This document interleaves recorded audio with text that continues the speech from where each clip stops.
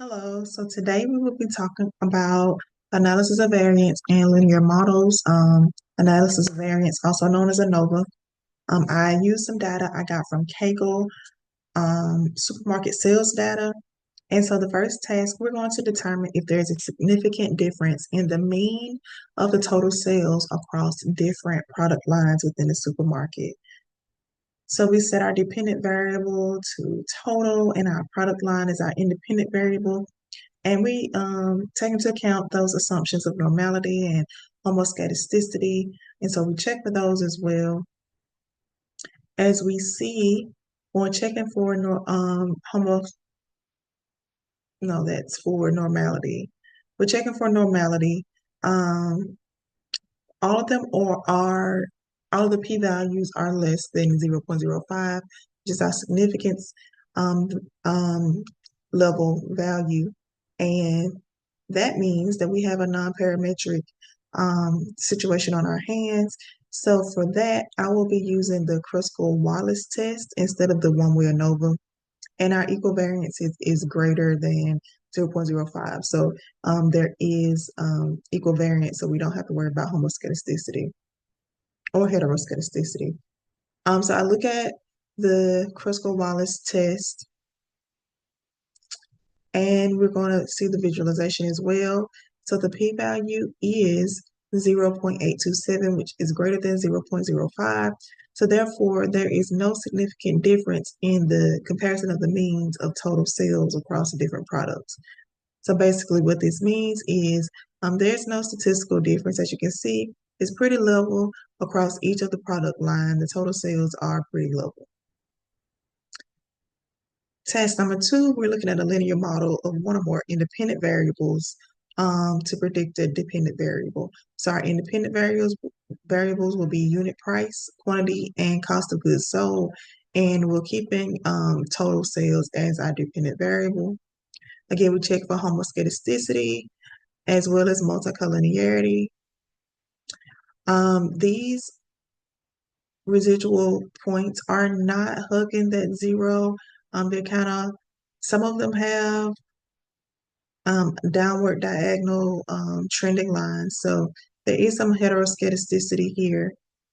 And we look at our variance factors, and they are well. We'll talk about what those numbers mean in the next question, but the heteroscedasticity will cause us to have to use a weighted least squares instead of an ordinary least squares to adjust for non-constant variance. So we go ahead and do that. And as we can see here,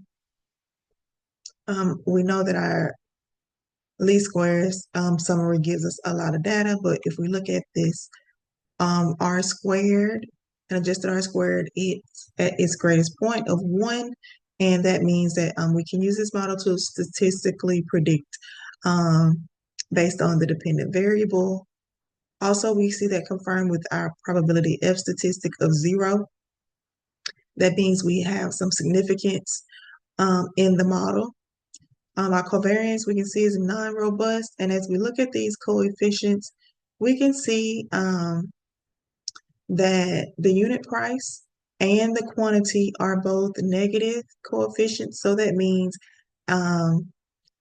they will negatively, as they go down, they'll negatively affect the total sales. But as cost of goods, for each one unit of cost of goods, we can see the total sale increased as well.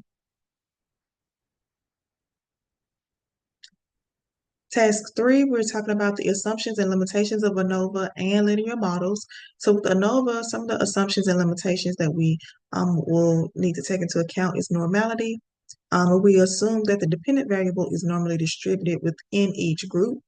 If it's violated, the F-test may not be reliable. So that's why we must test this first.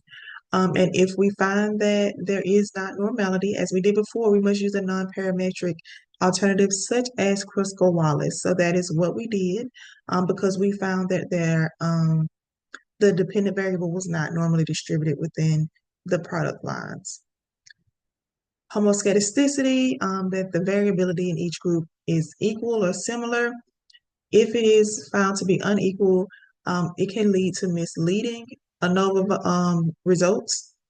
But we use the Levine's test to check for homoscedasticity, and if we find that there is heteroscedasticity, we use the Welch's ANOVA test for that. And also independence, the observations should be independent of each other.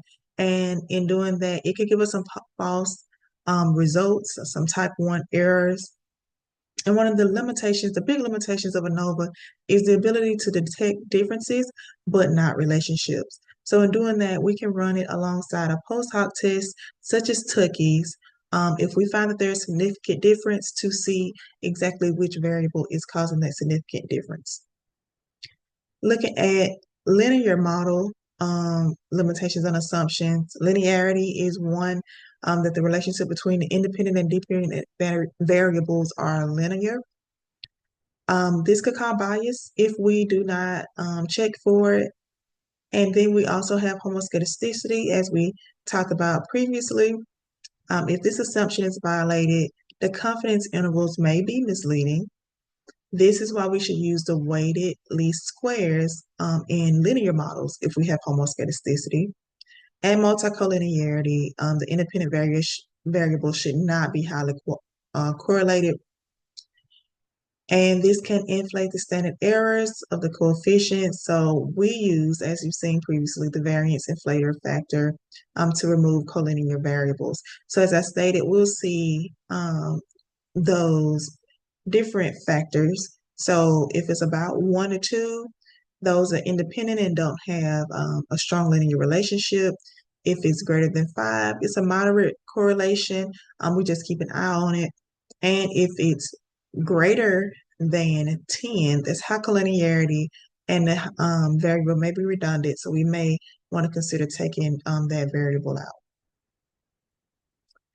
Finally, we're doing a mini project that combines ANOVA and linear models to make a prediction, draw conclusions. So the first thing we're looking at is the supermarket is assessing if the total sales are affected by location of the branch.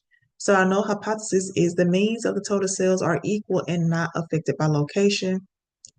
So as we bring city in for our location, um, we check for the variances and we check for normality. And once, cheat code, we're using a Kruskal-Wallis, so that means that they're not normally distributed amongst the independent variable. And as we look at it here, you can see